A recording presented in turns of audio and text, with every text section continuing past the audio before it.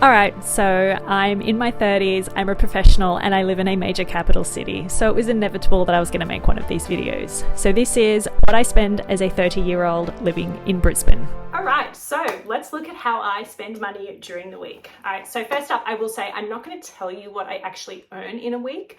I am lucky I do earn a decent wage, and it does allow me to have basically money in the bank and still live my life.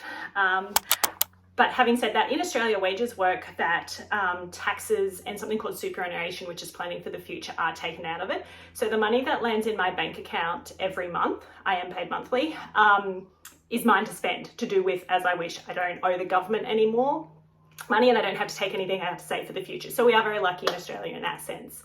But having said that, there are some overall monthly expenses that are sort of built in, and I start every sort of week with.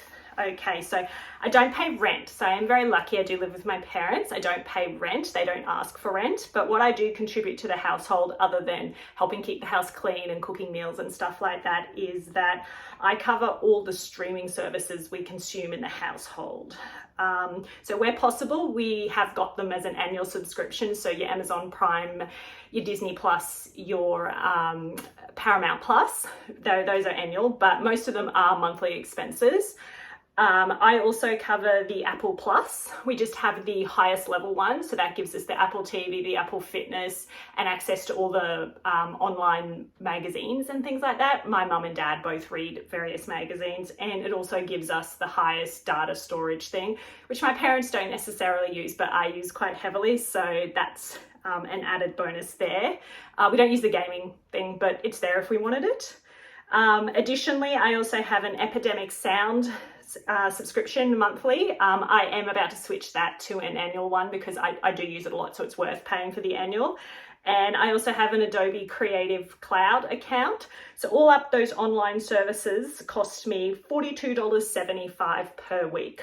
I do realize that is a little high, particularly because we do have a lot of the streaming services, but we do use all of them fairly regularly, so it is worth keeping it. I also have a monthly gym cost that breaks down to $14 a week. And my other big, I guess, monthly expense that comes out, that comes down to a weekly one, is my phones. So I have two mobile phones, a personal one and a work one. I get $50 a month towards the work one, so I just take that off the bill. I also have an iPad. I paid for it outright, and I just put data on it.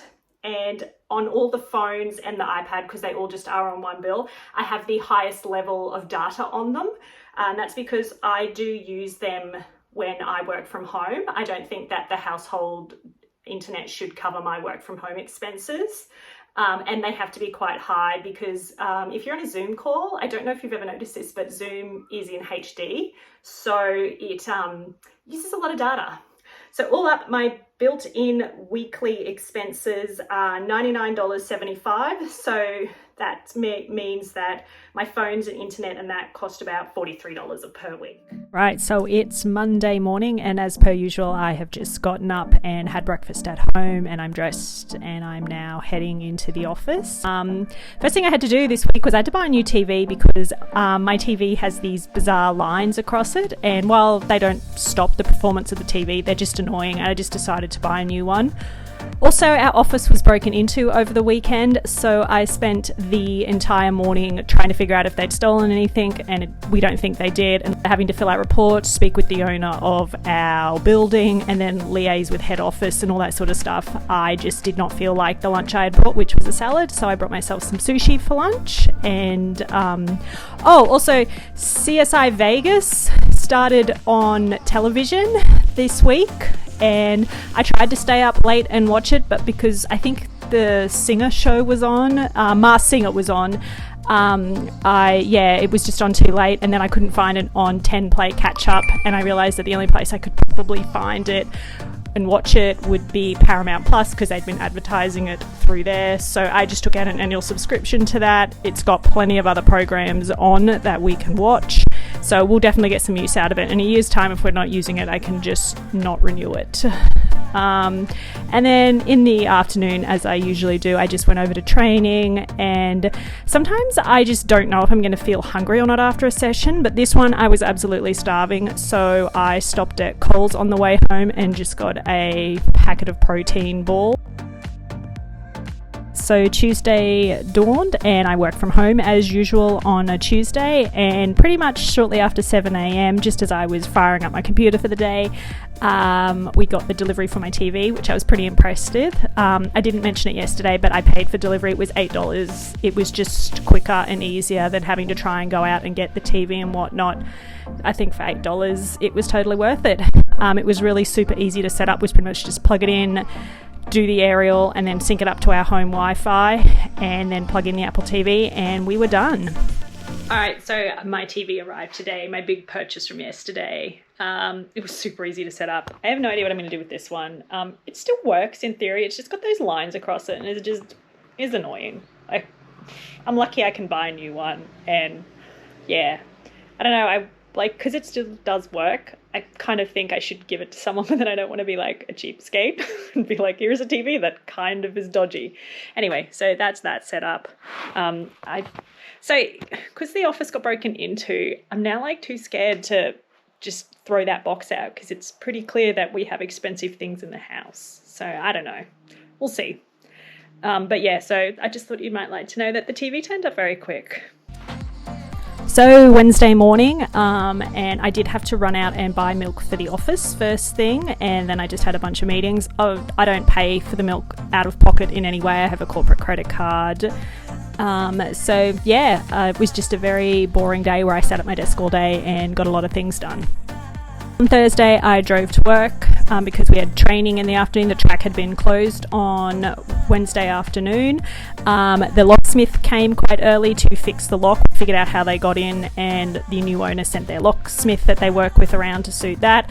Because that all happened kind of quickly and a little bit last minute, I forgot to put the lunch I had brought with me in the fridge, and it was salmon, so I didn't feel comfortable eating it in case I got food poisoning or something. So I just brought some sushi. Happy Friday. So Fridays I get the train into work, and I purposely get on the train as early as possible because it's cheaper. So all up, I get the cheapest rate possible, and I go obviously there and back. I do have a monthly car repayment that I forget about basically every month, and it just comes out and then I'm there. So that came out that day midway during the day. I literally didn't bring any food today. I can't really explain why. So first thing I had to do was I had to go down to the service station and buy some snacks, as you saw. And then on Friday, it is a bit of staff tradition. Myself and one of my colleagues, we always have takeout for lunch. We generally either go and get sushi or something similar, but as I'd already had sushi a couple of times this week, we decided we were going to get some GYG, and a whole bunch of other people in the office got it as well. And so it was a really good just lunch. We sat around and eat it. I just got a chicken salad because I'd been snacking on stuff all morning, so I wasn't super hungry. All right, Saturday morning, I got up as usual and went out to UQ and trained, and we did some hurdles, and it was a really lovely morning, really nice and still, and there wasn't a lot of people around, so it was really great. Got a really great hurdle session in. I do pay $30 a week for my personalised gym programming, and that gets charged mid-morning every week. It is totally worth it. Andrew is a really great resource. He listens to things, he adjusts things as needed. My mum usually comes with me on a Saturday morning. It's really great. She goes for a walk, and then she sits and reads, and she gets to see me train. She doesn't always get to see me race when I race later in the evenings because she takes some tablets that put her to sleep to try and minimise her seizures, so she can't always stay up late. So on the way home, we usually stop at a bakery and we get some morning tea, and I usually shout for that.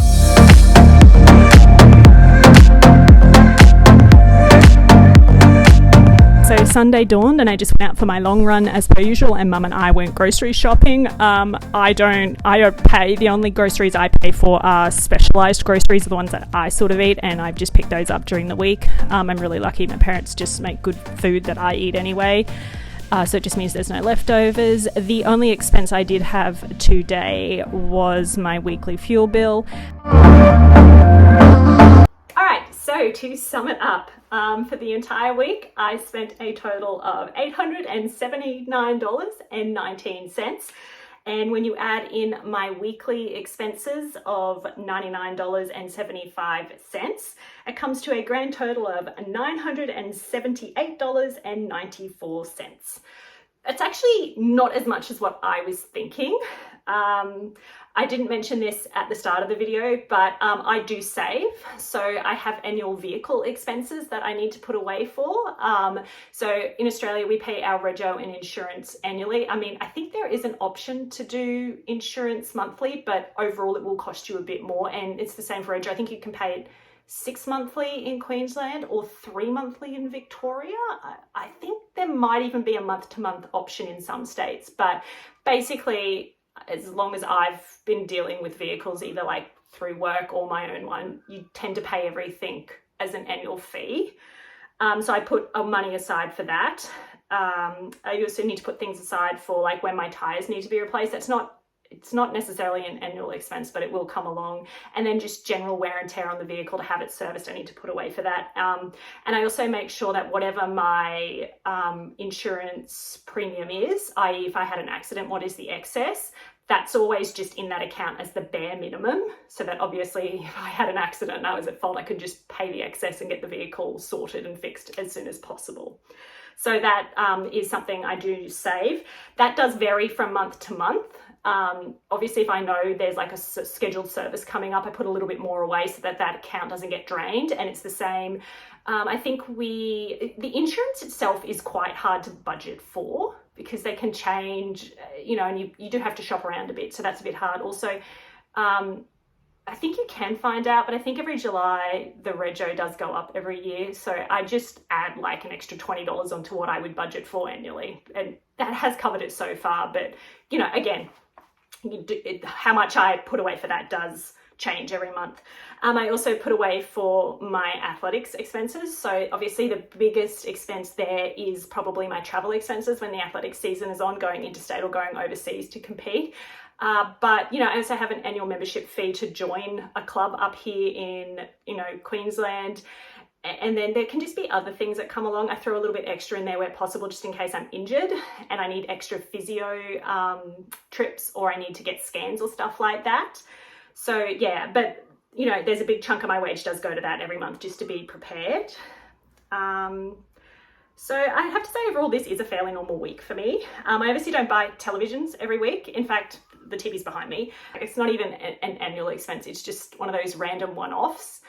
And hopefully it will last a very long time, so I won't have to make it again in the future. I have to say that, like, looking back on this, I do tend to spend too much money on eating out, and I will now be more conscious and observant of that. It's not that I'm spending like large amounts. It's not like I'm spending $100, $200, but the small amounts that I'm spending do add up over time, and it's just better, I think, if I actually remember to take my food or put it in the fridge. And just try and eat out once a week. I just want to say, this is not a budgeting video. It's not even a comment on how you should spend money or anything like that. As I mentioned earlier, I am saving, putting money aside. There is money there just in case things happen. And I think at the end of the day, that's the biggest take-home message. As long as you're managing your money well, you're paying all your bills on time, you do have something in the bank if possible for emergencies, because the very definition of an emergency is that it's an emergency. You don't know it's coming, and you're not living your life on credit. I think it's fine to spend however you want to spend. Like for me, some weeks I spend a lot more on clothes. For instance, I didn't buy any clothes in this week, but other weeks I will spend a lot more on clothes, particularly if we have a few things coming up at work and I have to be more formal than what I generally am. We are a very casual office. So yeah, if we have like board meetings or we have annual general meetings, I have to go out and meet with representatives on behalf of the company. I might buy an outfit or something. And finally, I do want to say there are some monthly expenses that are not included in this video. So the first is probably my physio massage expenses, and that's just because they do vary depending on what time of year it is. So if it's the off season, I tend to just see the physio once and have a massage once a month. But if it is the season and we're competing and there's bigger meets coming up, I might try and see either one or the other every other week. And obviously if I'm injured, I may end up going every week to the physio or go to the physio one week and have a massage the other week. So that can vary, and I try and account for that in my athletics savings fund so that there's money there to draw on if I need it. And the other big thing that's missing from this budget is I haven't included my coaching fees for Russell. So I obviously gave Andrew's fees because he runs a business and it's online how much he charges on his website. So I was happy to, disclose those. But for us, I'm not sure how public he's made them. There's two main reasons why I didn't, disclose those, and that one was because I just said, I don't know how public they are, and I don't know what other coaches are charging, and I'm not really interested. I'm only worried about what my coach charges, and I don't want Russ to be the standard that other coaches judge themselves against. But also the other reason, and it's really the main reason, is that we have a very wide selection of people in our squad, and they're all at very different stages of their lives. So some are still full-time uni students, others are like myself working full-time, others are in sort of a part-time work, part-time study. So basically what I'm saying is we all have different income levels, and I know what I pay my coach a month, but I don't know what they pay him a month. And Russ is a very fair, reasonable man. So if an athlete wanted to be coached by him and wanted to be in our squad and couldn't afford those fees, Russ would come to some arrangement with them.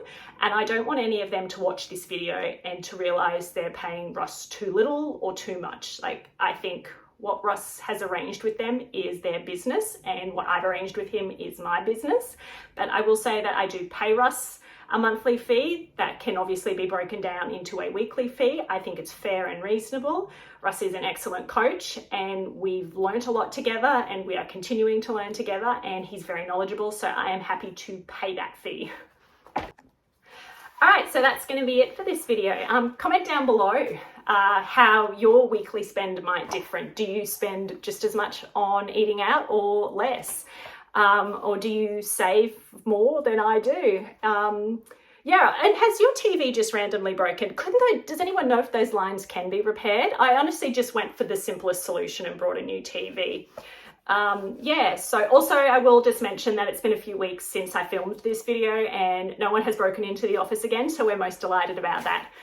But thank you very much for watching. Don't forget to like and subscribe, and I will see you next time in my next video.